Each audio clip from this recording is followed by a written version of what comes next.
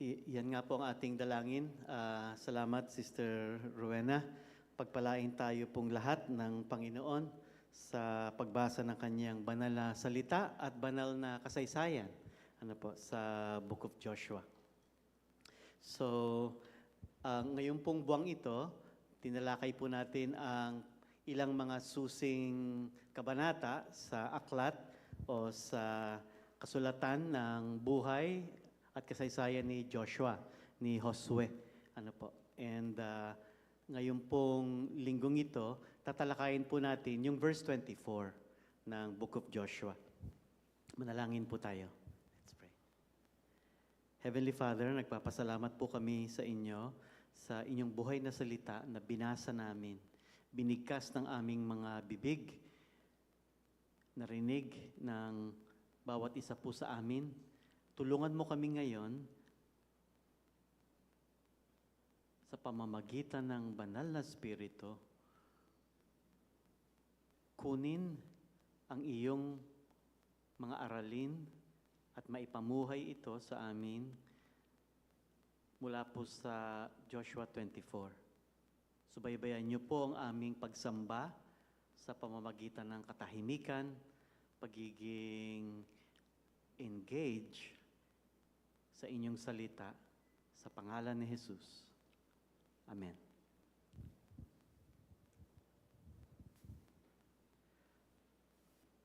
We choose to be courageous. Yan ang ating paksa this year. And hindi lang po we as a church, we choose to be courageous. Basahin po natin ang ating key verse. Good morning, Ate Ruth. Yes. Good to see you. Si Chang ba yung katabi mo? Yes. So, we haven't seen each other nung dumalaw kayo. Sige po, basahin po natin. Ready? Go. Psalm 31, verse 24. Be of good courage, and He shall strengthen your heart, all you who hope in the Lord. Sa lahat ng mga umaasa sa Panginoon, ito po ang pangako niya. Pagpapalakas ng ating puso. At ang malakas na puso, ang ibig sabihin, matapang. At nagpapasalamat po tayo sa Panginoon sa talatang ito. So, sabi po natin, we choose courage because meron po tayong pag-asa sa mahabaging Diyos, sa puspos ng biyaya sa atin. We choose to be courageous because kasama natin siya. We choose to be courageous, sabi po natin, dahil sagana ang kanyang pangako na mga katotohanan ng kanyang salita. And pinili po nating maging courageous, matapang, dahil makapangyarihan siya sa lahat. As we review this, hindi ko po alam kung naalala ninyo ang isa sa mga kasabihan na sinabi po natin patungkol sa courage. Basahin po natin sabay-sabay. Ready, go. Courage is not fearlessness. It is our faith-filled obedience based in God's Word, sustained by God's presence, and strengthened by hope in God's promises. So, yun po yung elemento. Ang pagiging matapang daw po, natatakot pa din. Pero, dahil pwede nating gawing sandigan ang salita ng Diyos, pwede po tayong manangan sa Kanyang presensya at angkinin ng Kanyang mga pangako, then, pwede po tayong maging matapang. Base po sa pangako, presensya, kapangyarihan ng Panginoon. So, nung pong second Sunday, tinalakay po natin ang tapang ni Joshua. At ang sabi po natin doon,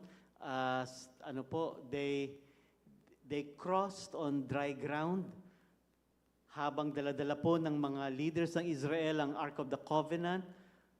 Ang kanilang mga paa ay lumapat sa tubig ng Jordan. Nakatawid po ang bansang Israel muli sa tuyong lupa. Pangalawa pong karanasan ng bansang Israel kasama si Joshua when they chose to be courageous sa chapter 6. Naalala niyo po ito na sabi ng Panginoon, tatalunin nila, kukupkupin nila lahat ng mga bansa na nagmamay-ari ng lupang pangako. At sila po ay nagmarcha, sila po ay umihip ng kanilang mga trumpets at sumigaw. At dahil po sa kakaibang panglusob sa kanilang mga kaaway sa Jericho, bumagsak ang pader ng Jericho sa kapangyarihan ng Panginoon. Nangailangan ng tapang sa bansang Israel sa pangunguna ni Joshua.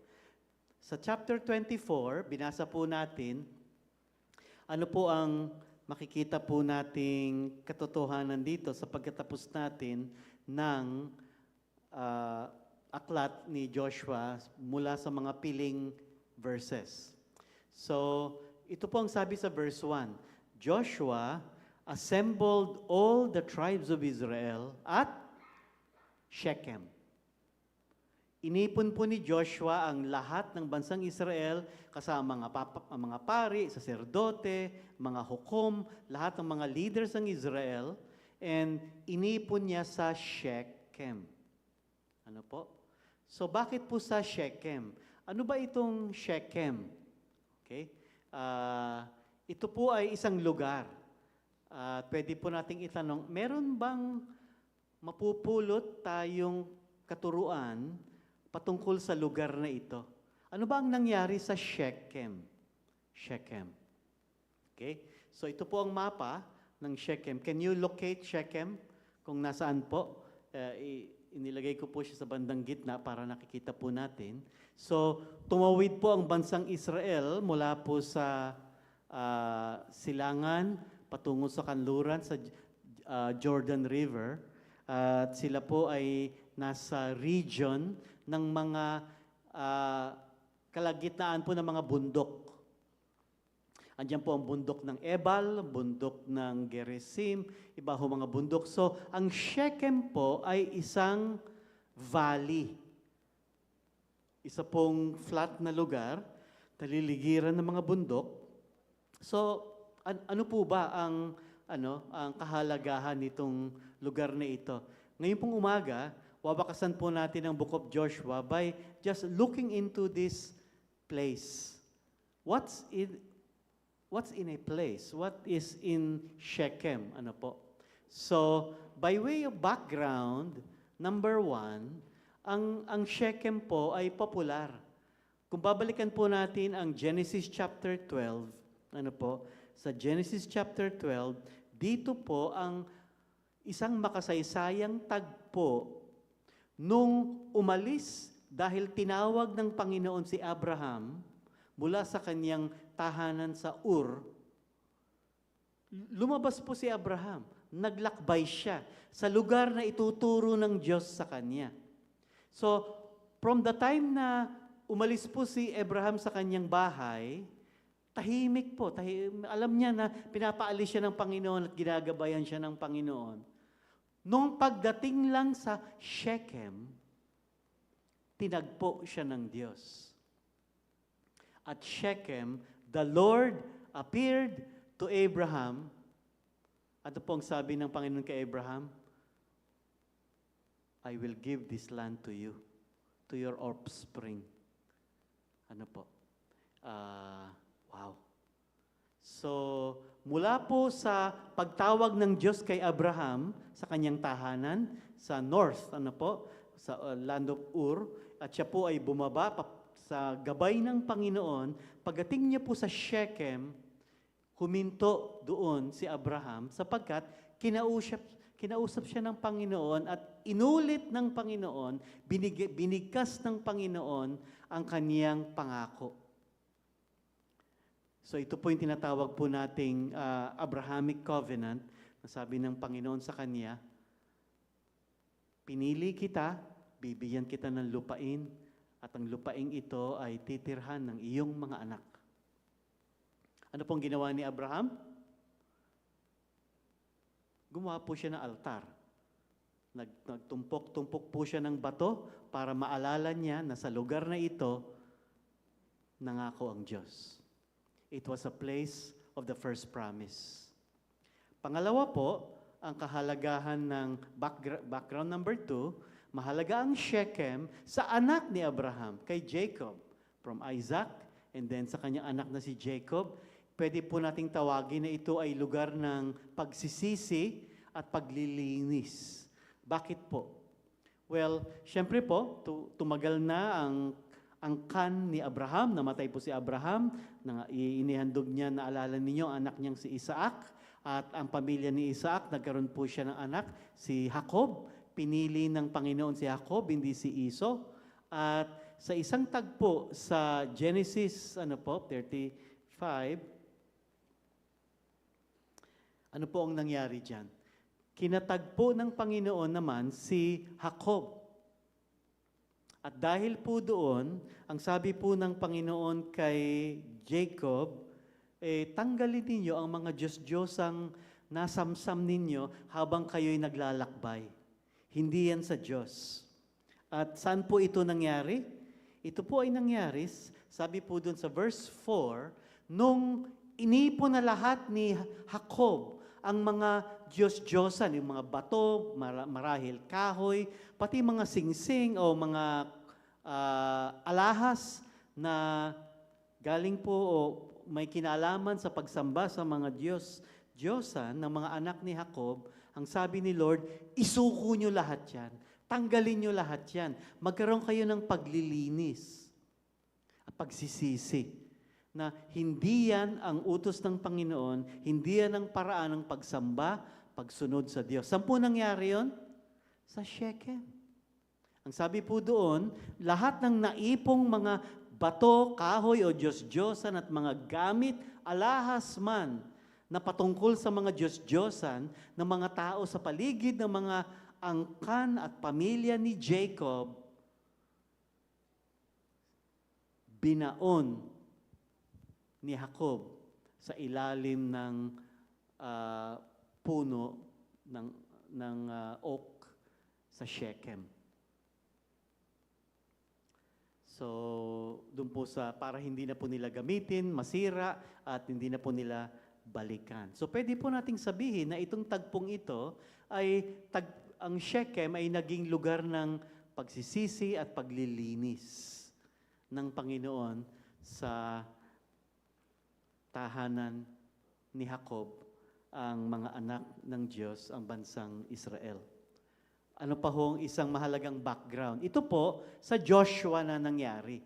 Yung sa Joshua chapter 8. Ito po ay isang lugar muli. Dito po, ang pangyayari po dito ay inulit ni Joshua ang 10 utos na ibinigay ng Diyos kay Moses. At ito po ay inukit niya sa bato. At ang mga tao po doon ay tumanggap muli ng pagtuturo ng Mosaic Law, ang utos ng Panginoon mula sa Exodus, inulit po sa Deuteronomy, at dito po sa tagpong ito, sa pagitan ng 2 bundok, makikita niyo po diyan, sumamba ang bansang Israel, yung ilang grupo ng bansang Israel, nakatayo po sila sa harap ng bundok ng Ebal. Yung kalahati, tumayo sila sa harap ng bundok ng Gerizim.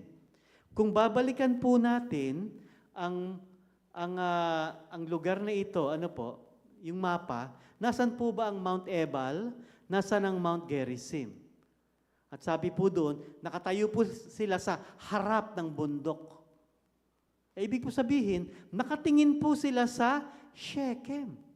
Doon po nangyayari yung tagpong ito na kung saan ang bansang Israel sa pangunguna ni Joshua ay tumanggap muli ng instructions mula sa Panginoon at sumamba sa Kanya. So ito po isang lugar ng Bible study at lugar ng kanilang pagsamba sa Panginoon sa Joshua chapter 8. So, yan po ang background kung bakit mahalaga ang Shechem. Ito po ay makasaysayan sa bansang Israel. So, ito na po tayo. Sabi sa verse 1 ng Joshua 24, Then Joshua assembled all the tribes of Israel at Shechem.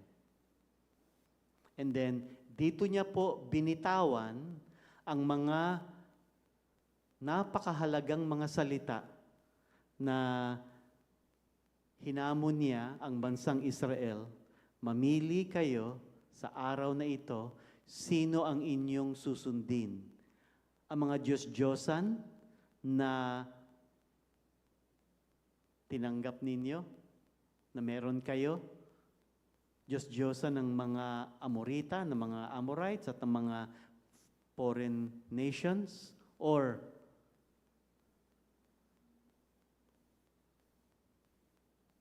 the God of Moses, of Abraham, Isaac, and Jacob. Sabi ni Joshua, nakapili na kami. Ako at ang aking pamilya, me and my clan, we will serve the Lord. Ganda, ano po? Maganda. Sa ating pong pagbasa kanina, mapapansin po ninyo na si Joshua po ay nagbigay ng historical trace.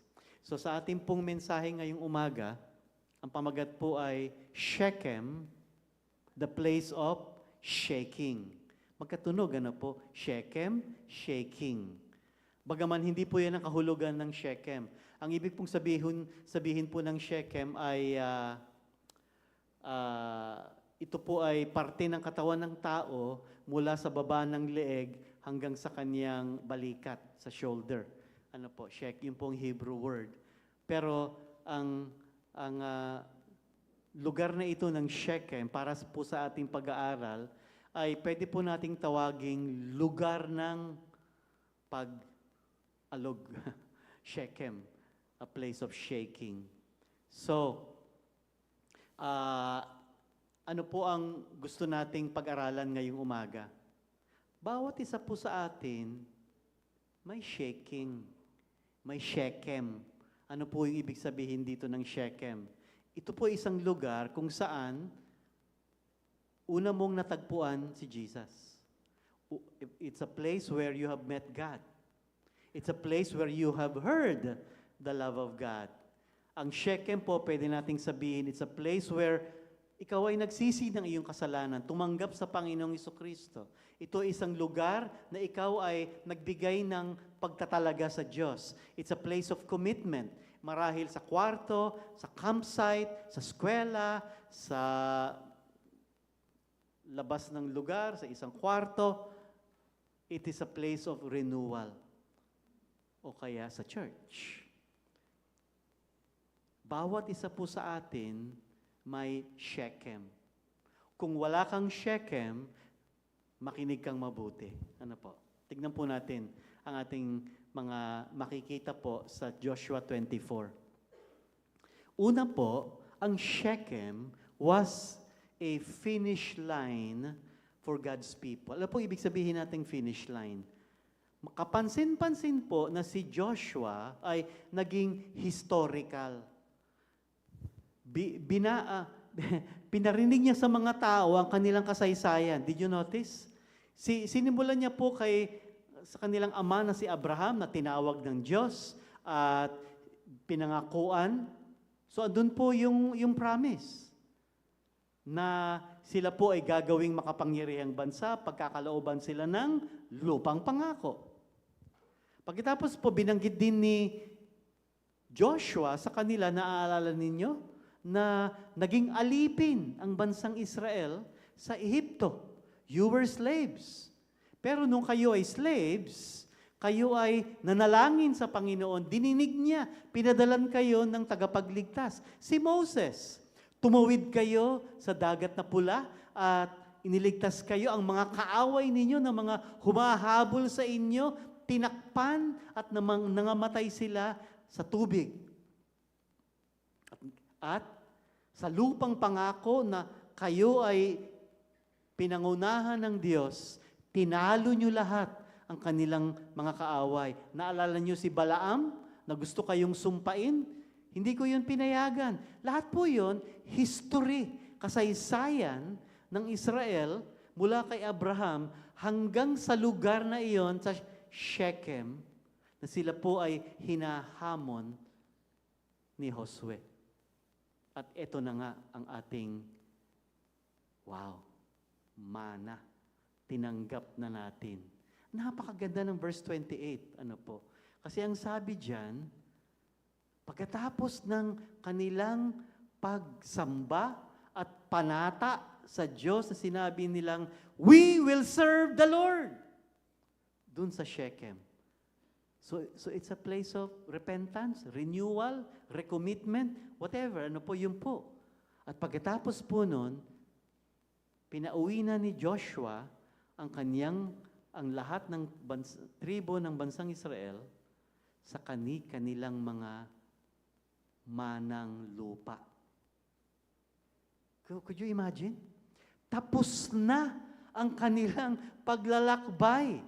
Tapos na ang mga awayan ng pagkamkam ng mga lupa, ng mga kaaway nila. Tapos na lahat. Tinalo na nila. Naririto na tayo sa lupang pangako at ngayon, sa inyo na ang mga lupain na yan na ibinigay sa atin ng Diyos. Everyone went home to each of their own inheritance. Wow! Only this last year, nung December, na ang kinatitirikang property ng Sen International Philippines ay napasa aming pangalan sa titulo. Kasi po, nung binili namin yung property sa 62 Magiting, hindi pa ho registered sa Securities Exchange Commission ang Sen Philippines. So, ito po ay nakapangalan sa CAP. Familiar po tayo sa CAP, yung Church Assistance Program na sinimulan ng SEND, na doon po tayo umutang para mabili ang property ito. Buong maraming taon, simula po nung nabili namin ng property nung 2010, I think, wala po sa aming pangalan. Meron ba kayong property na wala sa inyong pangalan? Alam niyo po ba kung gaano kahirap ngayon ilipat sa pangalan ng may-ari ang lupa? Ano yung pasikot-sikot na dadaanan nating requirement sa gobyerno, sa local government para maipangalan sa inyo ang iyong lupain? Ay, nako po. Napakahirap po. Ang daming mga kailangang bayaran. Ang aming pong ginawa ay nagkaroon ng deed of donation. Dinonate ng CAP sa amin yung aming property.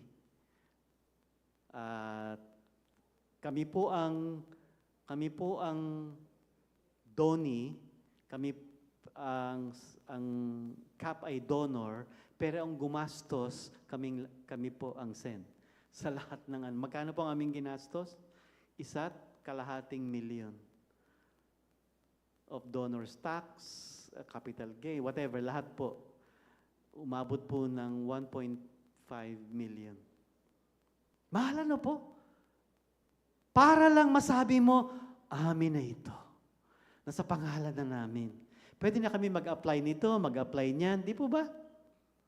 Yun po ang karanasan ng bansang Israel. Ang sabi ng Diyos sa kanila, nakatitulo na ang mga lupang yan, kaya yan po ang lupain ni Zebulun, ni Isakar, ni Judah, at lahat ng 12 anak ni Jacob, ng tribo ni Israel. Inyo na yan. Natitulo. Saan galing ang titulo? Galing ang titulo doon sa may-ari ng lahat ng lupa at langit sa mundong ito. Sino ang nagtitulo? Ang Diyos, ang Panginoon. Sa Kanya lahat Siya ang may-ari ng lahat. Kaya may kapangyarihan ng Diyos, ibigay kahit kaya ito pong lupang pangako para sa bansang Israel. nakalagay doon sa kanilang titulo, Donor Yahweh, Jehovah God. They went home to each of their own inheritance. Tapos na ang kanilang paglalakbay. Sa nangyari? Sa Shechem. Ganda, ano po? Pangalawa, ano po ang kahalagahan ng Shechem? It was a place of final place of commitment. Bakit po? Nagtanong si Joshua Sabi niya, mamili kayo.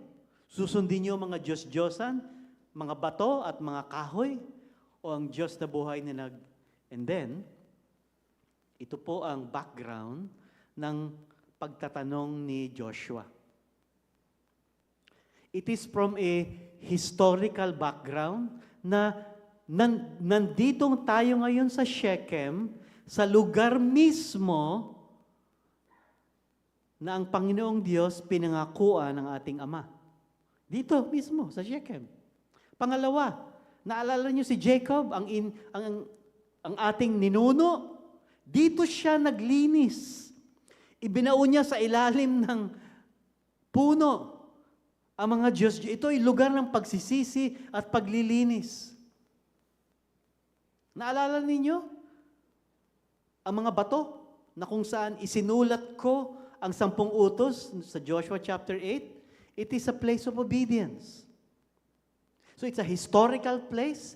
It's a place of repentance ng kanilang ancestors, si Jacob.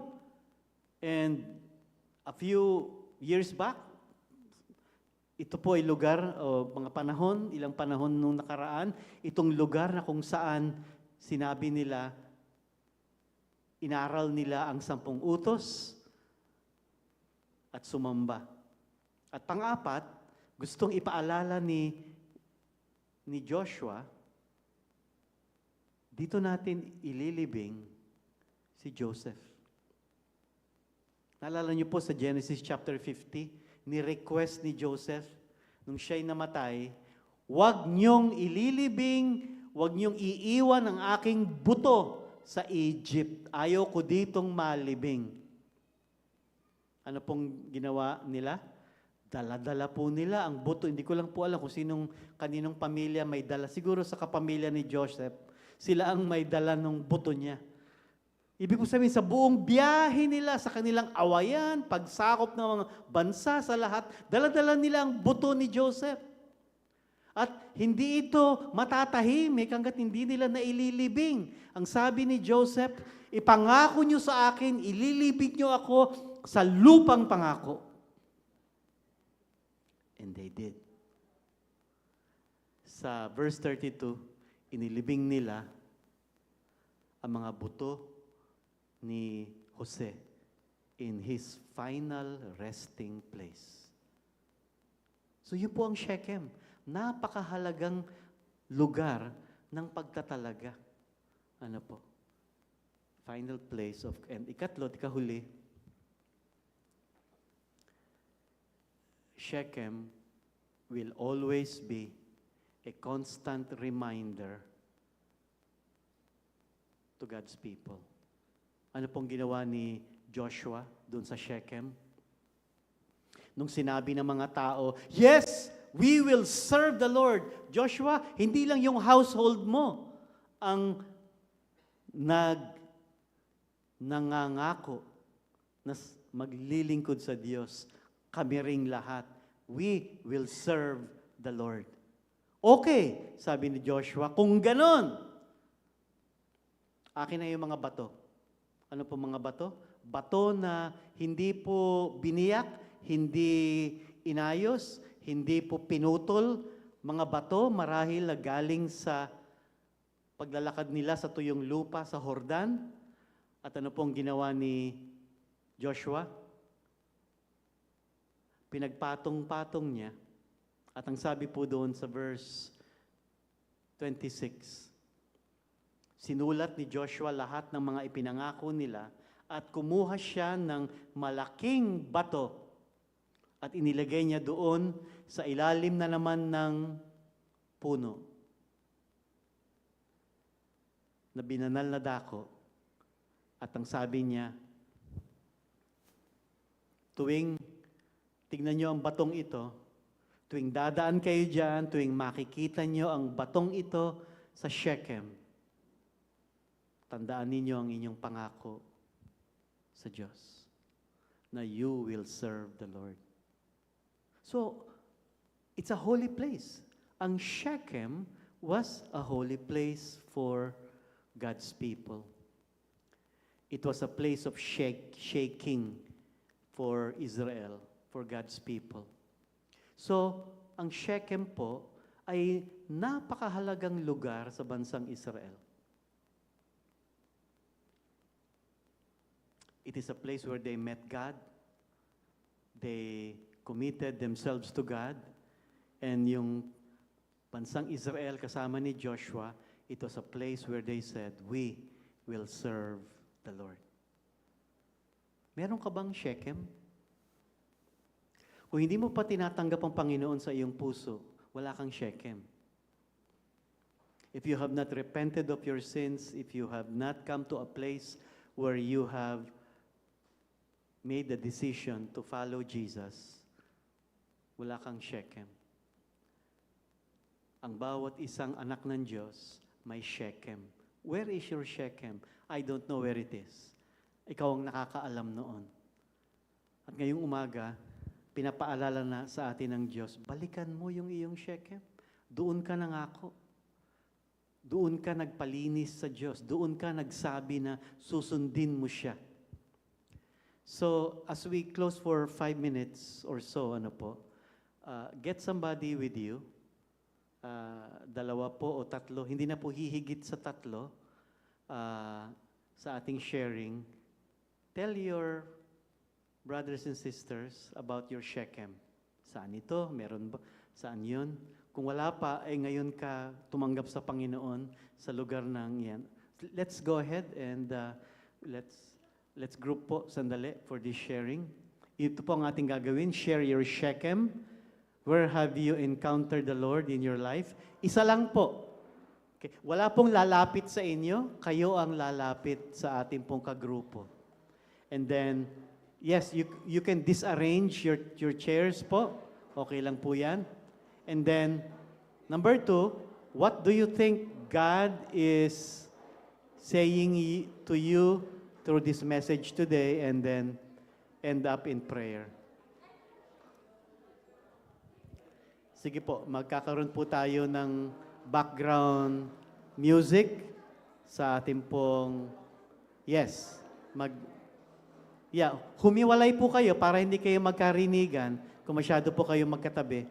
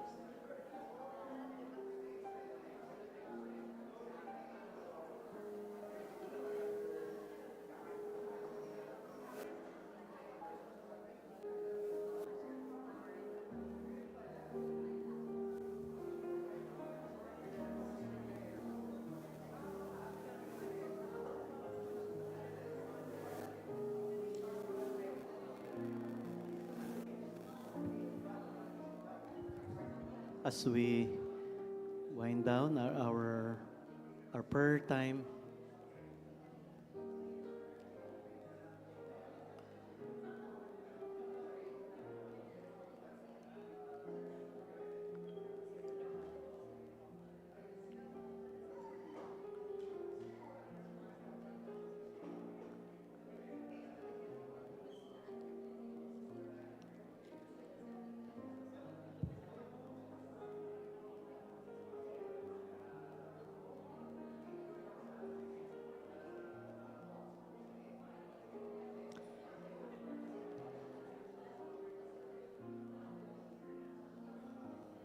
Let us close this time in prayer.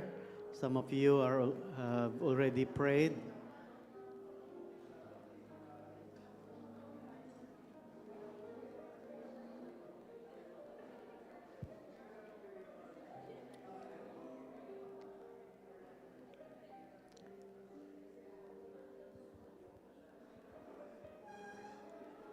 Let us pray.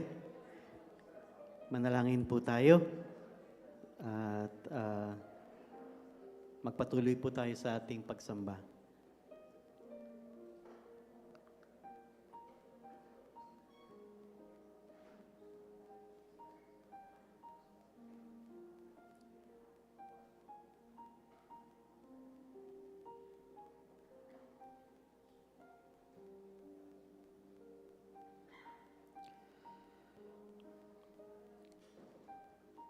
Mula po sa salita ng Diyos,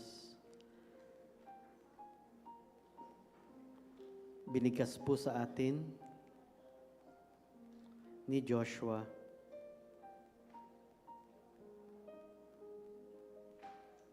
fear the Lord, serve Him with all faithfulness, throw away the gods your ancestors worshipped beyond Euphrates River and in Egypt, serve the Lord. If serving the Lord seems undesirable to you, then choose for yourselves this day whom you will serve, whether the gods of your ancestors that you serve beyond the Euphrates, or the gods of the Amorites in whose land you are living.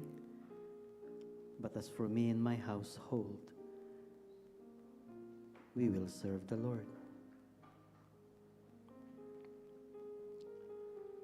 Kasama po ng bansang Israel, Panginoon, ang aming tugon sa inyo, far be it from us to forsake the Lord to serve other gods. It was the Lord our God Himself who brought us and our parents up out of slavery. It is the Lord who drove out before us all nations. We too will serve the Lord because He is our God.